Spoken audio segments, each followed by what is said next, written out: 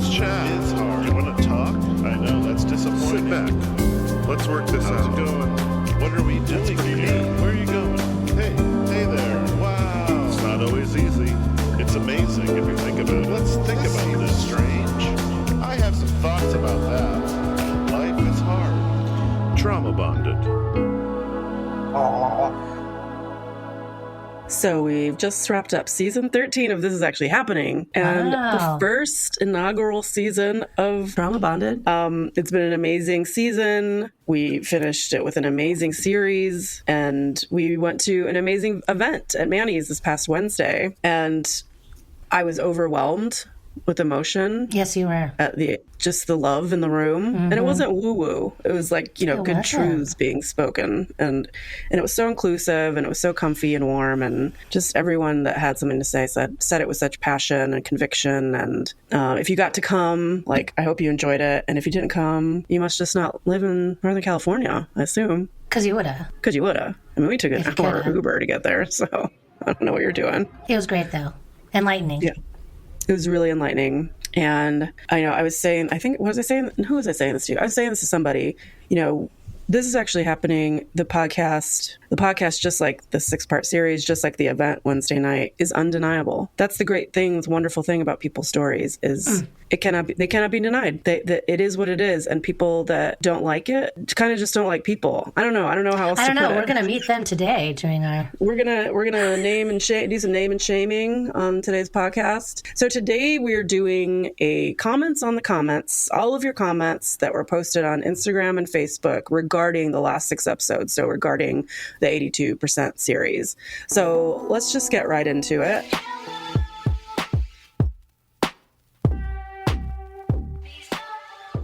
Welcome to Trauma Bonded. I'm Elly Westberg here with Therese Garcia. Hello. And today, as I said, we're discussing some of the most noticeable, lovely, and egregious comments from listeners on the latest 82% series of This Is Actually Happening. And full disclosure, I'm the showrunner for This Is Actually Happening, and T knows nothing about anything. She comes in fresh, and the show Trauma Bonded is for the listeners. A space where we can talk about each episode, digest it, and reflect on it with empathy and a bit of levity. That's Trauma Bonded.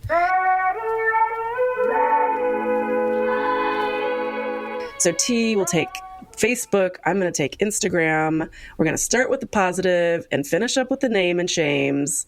We're going to go in chronological order, starting with 324. What if you were asexual? And our storyteller is David J. And away we go. Exciting. So if you recall correctly, David J. was asexual. It's in the title. He was one of the speakers, one of the interviewees at the event Wednesday night, and he's awesome in person just as he was telling his story on the show. What kind of comments stuck out to you, T? Any good noticeable positive ones? Yes. I thought this was a good one. Kim says, yes, I want more friends and partners to help raise these damn kids. Yeah. And I was like, that's Word, right, Kim. sister. Word. Come on over. Let's be friends. Take care of my kids. I just spent a week there. I had to leave. Elly couldn't handle it. It was too crazy for her. 4 days. Couldn't handle all the noise and yelling. Let's see. There wasn't a ton of commentary on Instagram, but I liked this one from Love Kinsey. Quote, create the connection you crave, end quote.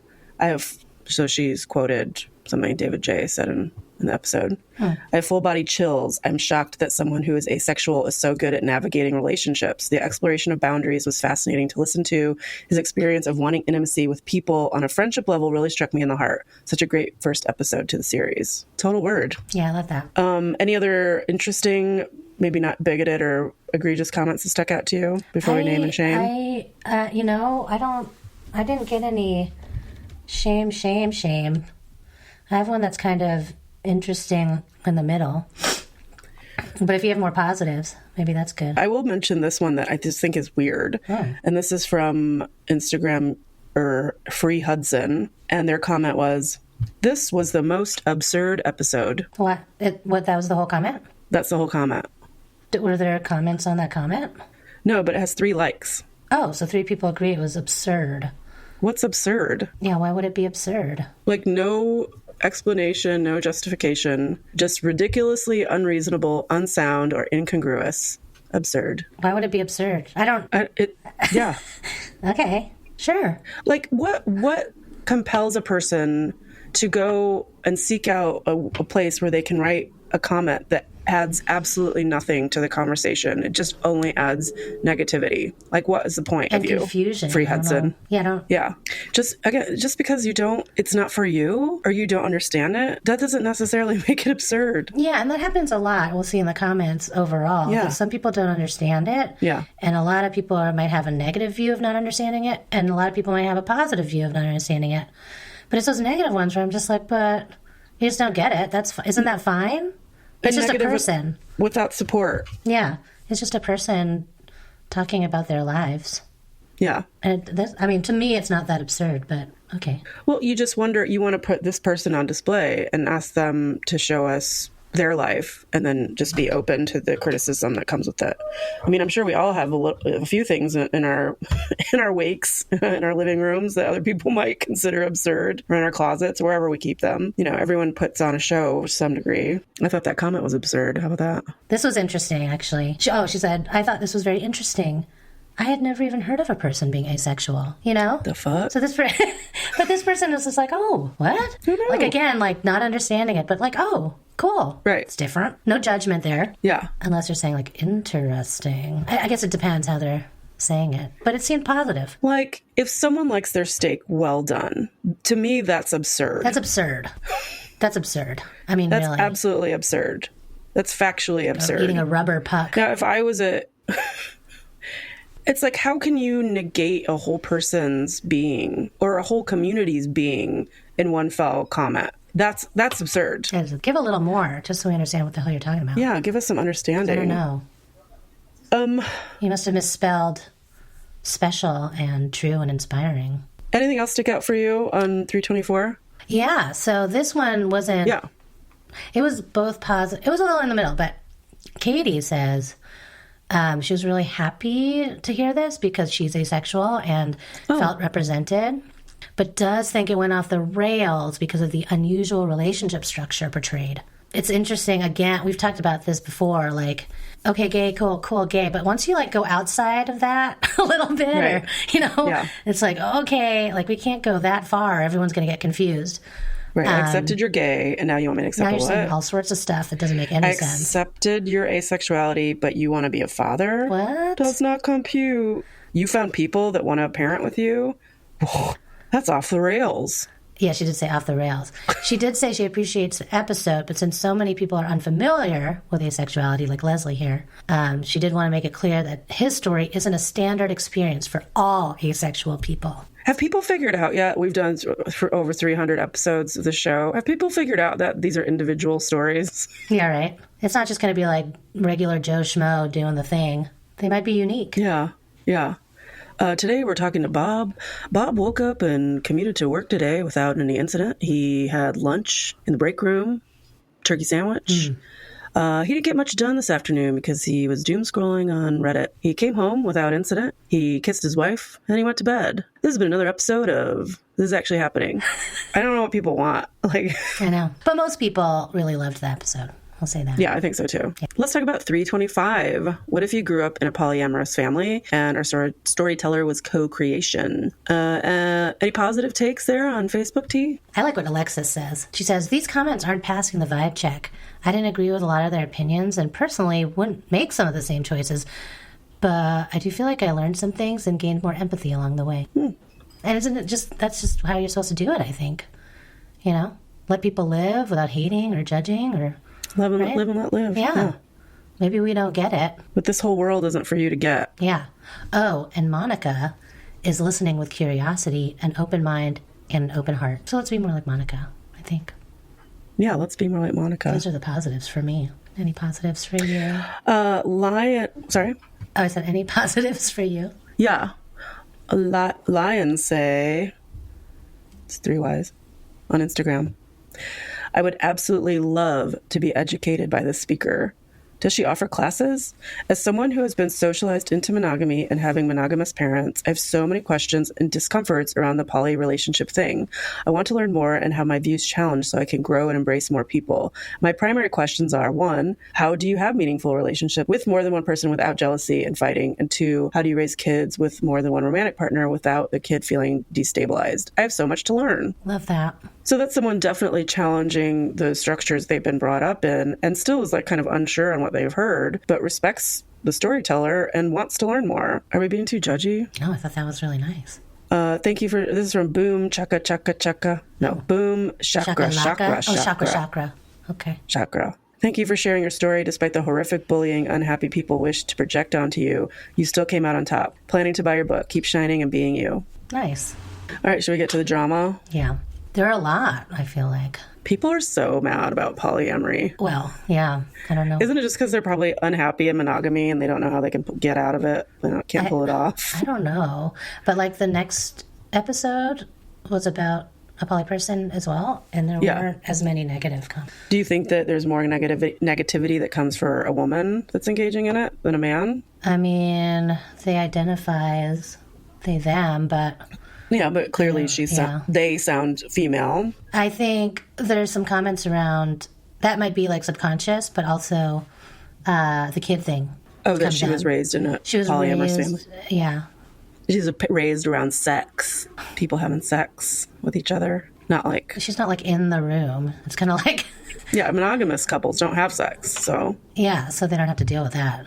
So once they have kids, they just stop having sex. They stop, and then kids don't have to deal with knowing anything about that. Or people that divorce or lose a spouse and then date and then bring that person into the home. They definitely are having sex with the children in the home. No way. No way. That'd be gross. And they're definitely not running through like a boyfriend every 6 months or a girlfriend every 6 months and totally destabilizing No, that the never kids. happened. But at least they're monogamous every 6 months. But at least they're monogamous. At least God won't smite them. Well, the God will smite them. They have to get married. As long as they get married again. But until then, they could be smited. Smote. Yeah. I'll start. When did this podcast go from being about people experiencing wild real-life traumas to people endlessly rambling about made-up ideas to justify their own actions? So made up. Who sat down and wrote this? Next week... Are you mad? Oh, we talked about this one too. I mentioned this one. Next week is a convicted child molester sharing about the abuse and trauma he faced when his neighbor didn't allow him to have sex with her 6-year-old. And RMX David joined hands with Michael Hyde Tanner. Careful, TIAH podcast just censored me on Facebook, deleted my comments, and blocked me off their platform just for pointing out the same kind of questions. I highlighted that these new episodes are really driven by an evident woke agenda because the topics they cover are really from the playbook and what happened. So I'm risking myself to be banned here on IG too, but that's the reality of the censorship this agenda works with.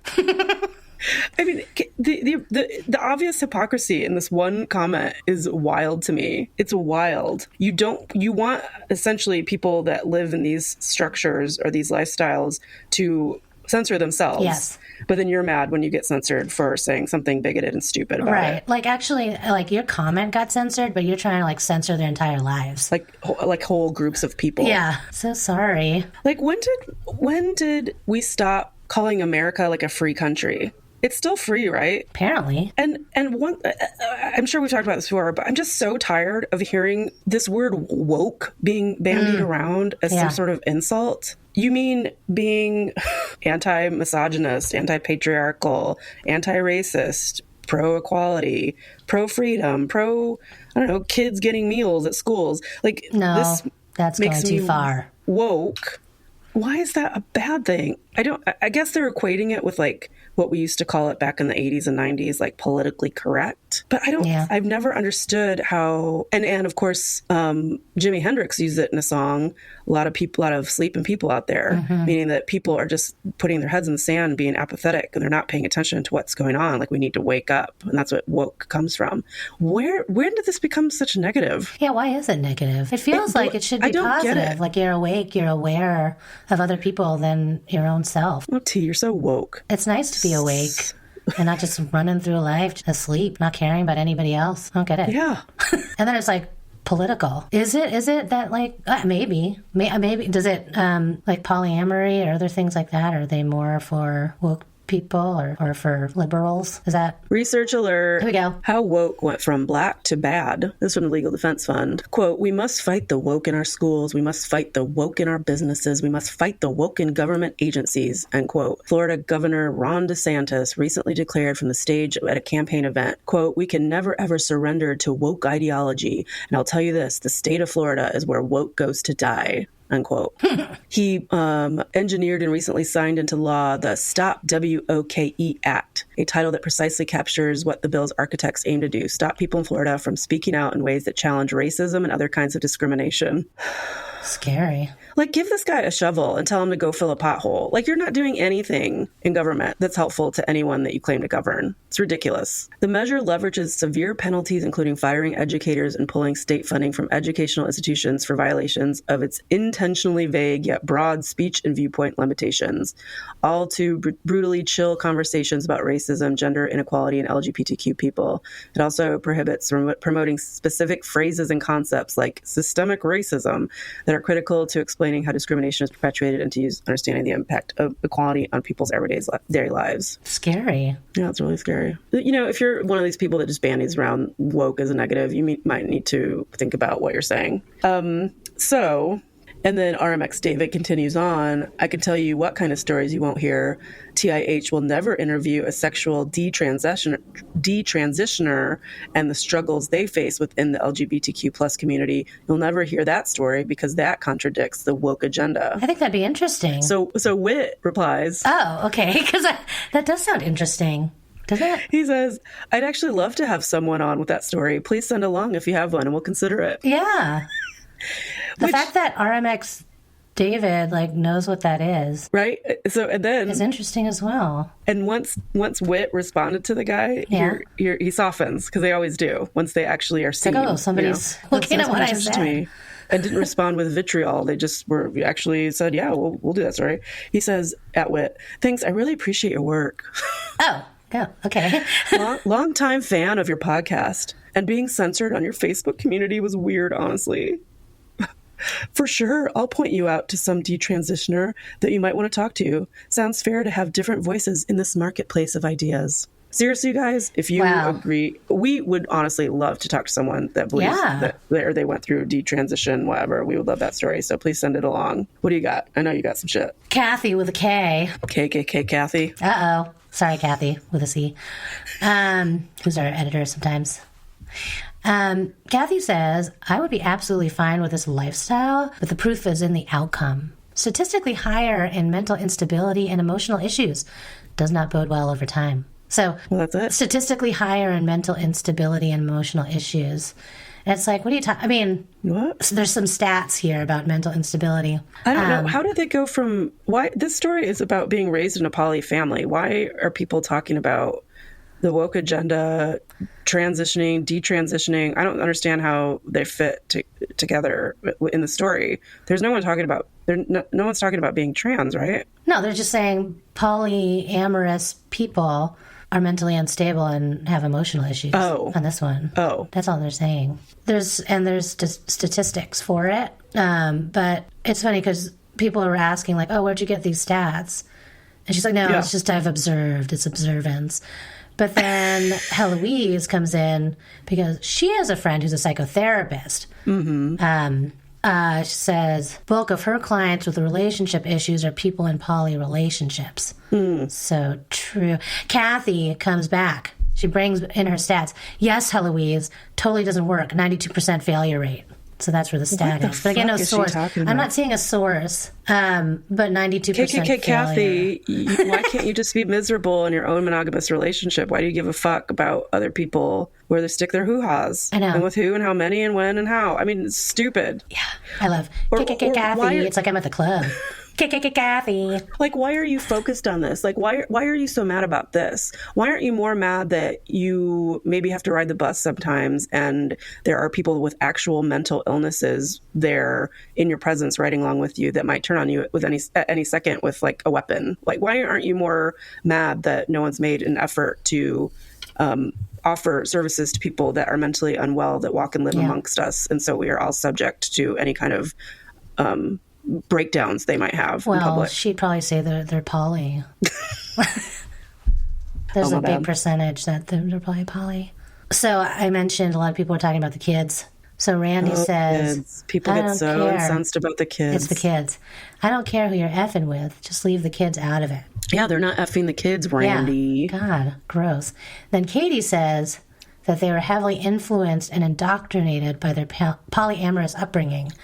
And she says, you cannot tell me that a 10-year-old child would make an informed decision about being polyamorous without being exposed to it. Who in the story was a 10-year-old kid identifying as polyamorous? I don't remember that happening. Yeah, I don't think so. I think they became polyamorous a bit later As an in adult. life. As a full adult. But I got confused by the sentence, and I keep reading it, and I'm still confused. But, like, you cannot tell me that a 10-year-old child would make an informed decision about being polyamorous without being exposed to it. And I'm just thinking, like, I think it's best to make an informed decision when you have maybe some education and experience about it, you know? Yeah. Yeah. So maybe I agree with what she's saying, but I think she's trying to say that, you know, they were indoctrinated into it. My kids totally asked me for an N64, and I know that they wouldn't have asked me for it if they hadn't seen an ad for it on TV. Yeah, that's how that works. Like if you know it exists, you might know it exists. Yeah. And isn't it nice to know things exist so you know if you're safe you can to make a be decision. or do an informed decision? I'm like, yes. And you have freedom to choose between things It's instead like- of just being funneled into one way of living. Isn't that cool? Right? It's like, hey, you're hanging out with a gay person, you know some gay people, so you're going to turn gay. Ooh, I met gay. I didn't know I could be gay. Now that I met gay, That's I how want it to be is. gay. That's how it goes. I think Well, it's if you want to be contagious. gay, well, but if you didn't know gay existed, and then you met someone that was gay, and that like you were like, oh, I can be gay. That's amazing because I like sex people. That's an amazing thing. Oh, I can be the thing that I wanted to be No, because I see that it's it exists only in the because you world. saw that it existed that you are that. It's weird that not everybody now is totally gay Let me ask because you they this, saw T. that on TV Now once. that we've deeply analyzed all these poly forward episodes, listening, like you and I listened to these 3, 4, 5 times. Oh, yeah. Now, are you feeling you could be poly? No, I'm not feeling that. I do respect that. Yeah. And I think it's interesting and I kind of love it. I love You're that. not all of a sudden poly. I'm not. I'm not. Well, guess what? Me Are neither. you? Okay, I was No. wondering. No, I wasn't. And I I'm did, not. learn more about it this past several Yeah. weeks. I did know it existed, and I wasn't poly then. Yeah. But now that I know even more about it, I'm also not. Yeah. But just that theory is like, wouldn't we be all the things? I don't know. It's like the thing that Trump said, like the only reason that we know people have COVID is because they take tests. Oh, Like it's just a fact. Like it's just how you measure no, you data. actually have it. You don't have to take the test. You just have I know, it. but we wouldn't know that we it was wouldn't know COVID if they didn't test for it. So let's stop It testing. would just be the flu. Let's stop testing that. So if we could just funnel kids directly into monogamy and make them miserable like we are, that would be Yeah. the best bet. But if we show them that there are alternative ways to something that's flawed like monogamy, that's just trouble. That's off the rails. Off the rails. 326. What if you discovered a new way to love? And the storyteller in this one was Adrian, and he discovered polyamory later in life. Let's start with a positive or interesting comment on Facebook, T. There are only 7 comments, and it seemed like everyone loved him. It's interesting. Co's episode on Facebook got 68 comments, and like a lot of hateful ones. Yeah. I think it's because of the kids. Maybe because she presents as female, and maybe because kids are involved. Yeah. So Mowo says he's a tremendous speaker, educator, and storyteller. Yeah, they're all positive comments on Facebook or on Instagram, and there's only 10. But I mean, people are going, "This is definitely my favorite episode from the series. I loved his take on everything and being unapologetically himself. It makes me so happy. This is honestly my favorite episode in the series. By far my favorite episode. Love this episode. Love this episode." Someone did say, "I'm interested in hearing his wife's experiences with polyamory." Yeah, me too. Damn good episode. You'd probably hate Love it this episode. because she a woman. Yeah. It's interesting. I mean, it is Yeah. interesting to think about. Why is Co getting so much hate? There is something behind someone presenting as female that has a really strong voice and a strong opinion and a strong point of view.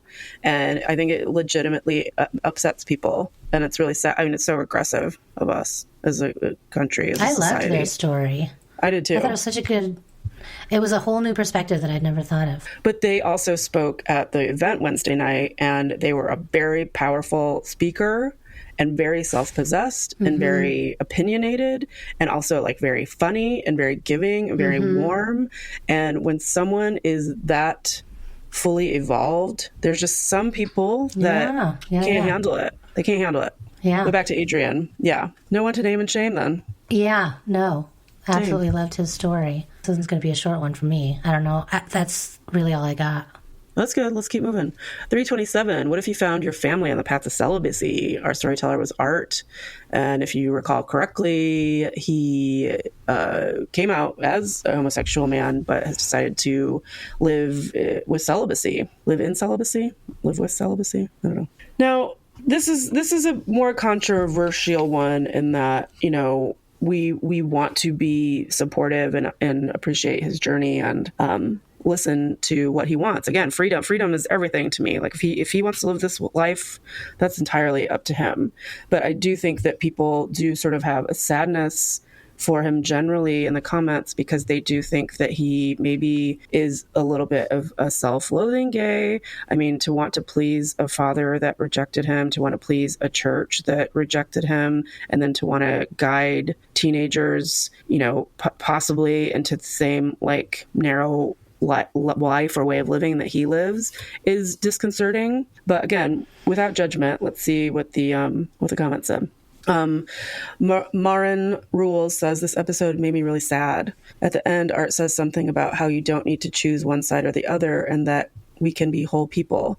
I feel like Art isn't doing that, though. He's sacrificing his desire for a husband and family because he believes the Bible says it's wrong. It kind of broke my heart to say. But okay, Stephanie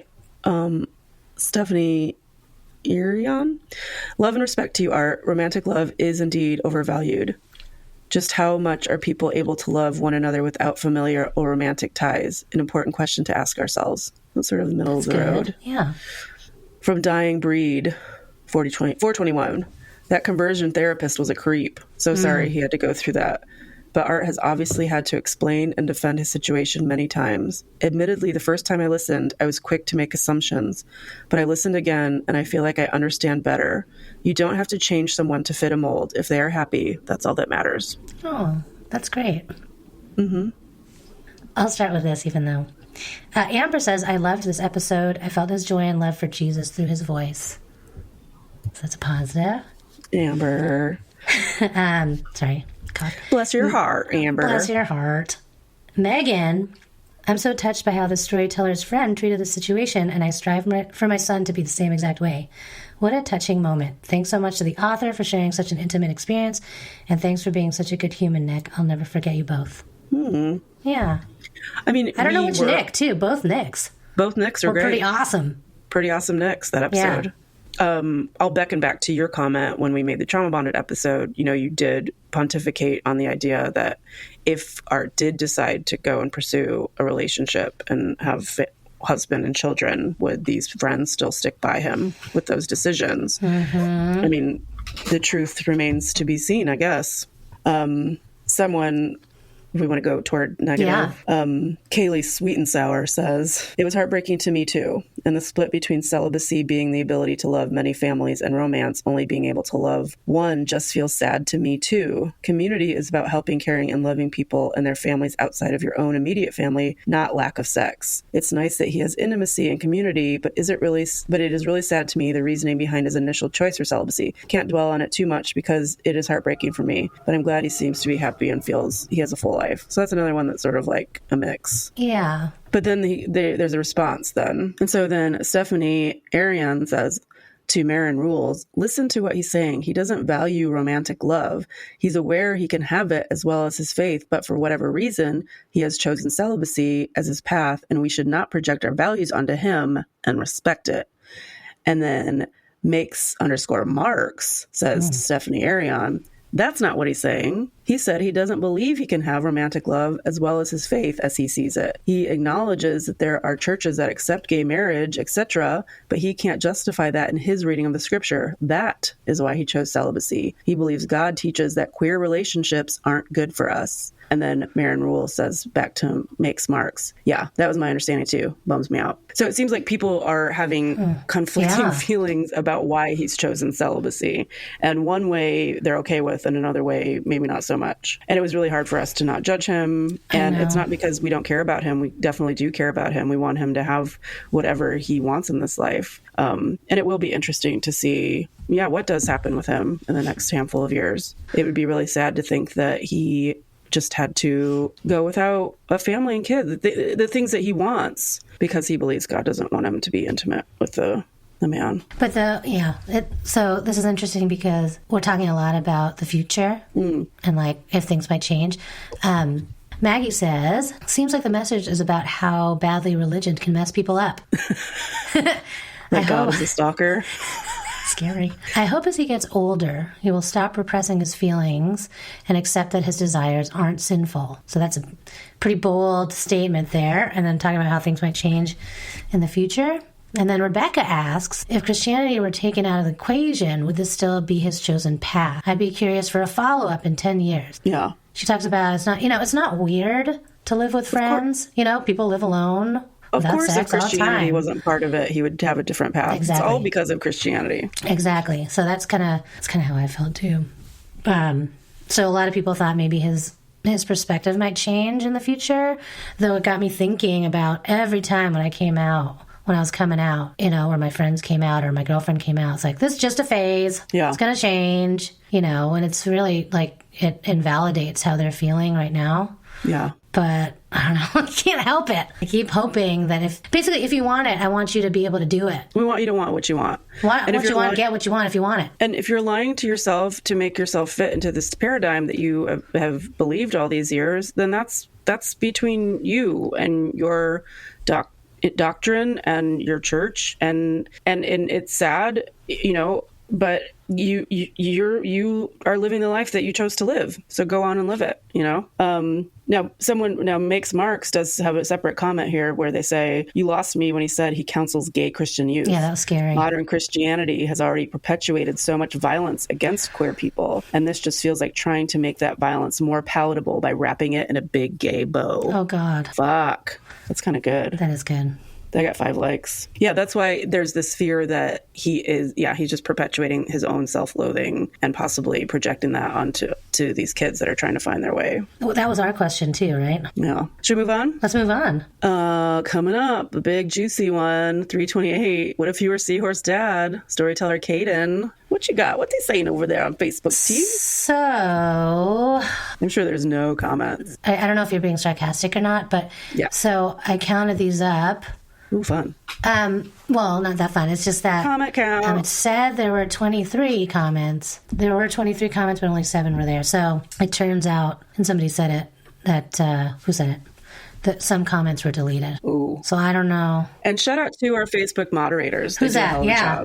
Yeah. So I don't know what kind of fucked up shit people were saying. I don't know. So there weren't actually any negatives. Because they were rooted out. Yeah. I mean, it would seem to me that some of the negatives that weren't that negative, like some that are kind of middle of the road, wouldn't be deleted. But there are also like no middle of the road ones. So I have this one from Amber from earlier, who loved whose story that was. What's his name? The celibacy. Art. She loved Art's story and the love for Jesus. But she says, Amber felt confused and challenged at times, but hearing his truth and humanity was enlightening. Oh, good for you, Amber. Yeah, so this was a positive one, I was saying. I feel good about that one. Yeah, there's some fun stuff happening on Instagram. Grody Marshmallow said, hell yes, Caden, you rock. Yes. And shout out to Aziza Nyla 14. This was the first episode of this podcast that I've listened to. It was so good. I'll definitely be checking out more. Great job. Welcome to the pod, Aziza. And then someone quoted him, Love Kinsey again. She said, I aspire to be the type of parent that my children don't have to spend a lifetime healing from. That was the quote that she quoted from Caden. That's a great quote. And then Love Kinsey gave the clapping hands emoji. Yeah, that was a good quote. Should we go on to the negatives? I have no negatives. What? That's what I'm saying. Oh, because they were banned. Yeah. So let's dig into yours. Okay, so Caden says, thank you for having me. And then there's a thread from there. Author Amy Ronhar, who's also been a storyteller on our show. Yes. Shout out to Amy. Hi, Amy. She just says, it takes immense courage to share your story. No, I don't need me to tell you that unkind opinions have absolutely zero merit in regards to your worth. Keep on loving, my friend. And Anna Bear said, I love hearing your story, Caden. I hope you're having a great day. And someone else thanked him. And then, sorry, I know I was supposed to go. I know, this is so nice. Sorry. I was like, Amy, Okay. author is going to say something bad. I don't think so. Wrong thread. No. I know Amy was listening going, what? Wait, what? What'd I say? No, that's positive. So V_Gibbons34. I used to really enjoy this show. Oh. But this is just nonsense. Born a woman, but gay, then trans, now with gay men, but you're having babies because you're a woman. This is extremely disheartening and attention seeking. Wow, attention seeking? Yeah, just wait. And then Rusty Crinkle Cut said, at VGibbons34, the show is called This Is Actually Happening. Whether you like it or not, this is actually happening. Hope this helps. Blew my mind. Mic drop. Yeah. And then Bonestorm_Glassworks says to also VGibbons34, it's almost like different types of people exist or something. Like, how come everything that isn't exactly like you is nonsense? And Surfin' Kate said, I really think you haven't understood the entire point of this show then, if you're commenting this. And I love it when other commenters just like pile on the asshole and really like... We don't even have to. We don't have to, yeah, we don't have to say anything. And then Caden himself... Ooh, fun. Yeah, said, so you're saying that I have had 2 children and full-blown relationships with gay men, ... for attention. Preach. Let me tell you, I like attention sometimes. Okay, I do. Seems like a lot. But I'll tell you this. I'm not about to have sex with gay men to have babies for attention. I'm just letting you know. Yeah, well, yeah. We know you couldn't stomach that. Faye_Polebabe says, yeah, I miss the raw and real stories, not cheering on delusion. That's like me deciding I'm a middle-aged white man. No, I'm a 40-year-old black woman. Okay. And then Catax X says, delusion according to whom? Certainly not according to the DSM, ICD, and every major medical and mental health licensing body in the US, Canada, and so on. Wow. And they continue, imagine thinking you know who someone is more than they do. The hubris. Nice. And then Rainbow Unicorn, spelled all kind of weird, said, instead of posting a negative comment about a show you don't even like, go listen to something else. Have a day. I like that. They're not even saying like have a nice day. Well, it's or a bad nice. day. I think have a day is great. So much better than, Seahorse Dad with all the like threats to his life. Yeah. They Just don't want have a you to day. have a day. Go continue breathing somewhere else. But continuing breathing, that's still quite kind. But that's still very nice. That's a lot nicer than telling you to stop breathing. Yeah.